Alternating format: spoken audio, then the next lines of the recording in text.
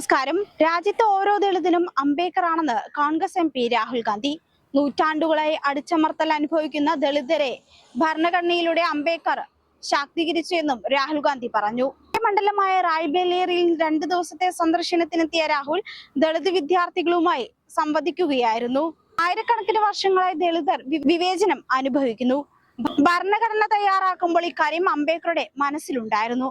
അദ്ദേഹം ഭരണഘടനയിലൂടെ ദളിതർക്ക് കരുത്തു നൽകി. ഈ രാജ്യത്തെ ഓരോ ദളിതനും അംബേദ്കർ ആണ്.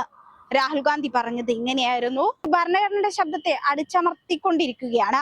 രാജ്യത്തെ ജനസംഖ്യയുടെ 15% ദളിതരാണ്. എന്നാൽ രാജ്യത്തെ പ്രമുഖ കമ്പനികളുടെ ഉടമകളുടെയും സിഒമാരുടെ എണ്ണം അതിന് ആനുപാതികമായിട്ടില്ല എന്നതാണ് വസ്തുത. ഭരണഘടനയെ തകർക്കാനുള്ള ആസൂത്രിതമായ നീക്കം നടക്കുന്നുണ്ട്. ഭരണഘടനയെ സംരക്ഷിക്കുക എന്നത് നമ്മുടെ ഉത്തരവാദിത്തമാണ്. ദളിതർക്ക് വിദ്യാഭ്യാസം ലഭിക്കണമെന്നും അവർ സംഘടിച്ച് അവകാശങ്ങൾ നേടിയെടുക്കണമെന്നും അംബേദ്കർ ആഗ്രഹിച്ചിരുന്നു എന്നും രാഹുൽ ഗാന്ധി കൂട്ടിച്ചേർത്തു. വിദ്യാർത്ഥികളോട് സംവദിക്കുന്നതിനിടെ BSP നേതാവ് മായാവതിയെയും രാഹുൽ വിമർശിച്ചു. BJPക്കെതിരെ മായാവതി തങ്ങളുടെ ഒപ്പം നിന്ന് തെരഞ്ഞെടുപ്പിൽ പൊരുതണമെന്നാണ് തങ്ങൾ ആഗ്രഹിച്ചത്. എന്നാൽ ഏതോ ചില കാരണങ്ങളാൽ മായാവതി മത്സരിച്ചില്ല. അക്കാര്യത്തിൽ തനിക്ക് വളരെ ദുഃഖം തോന്നി.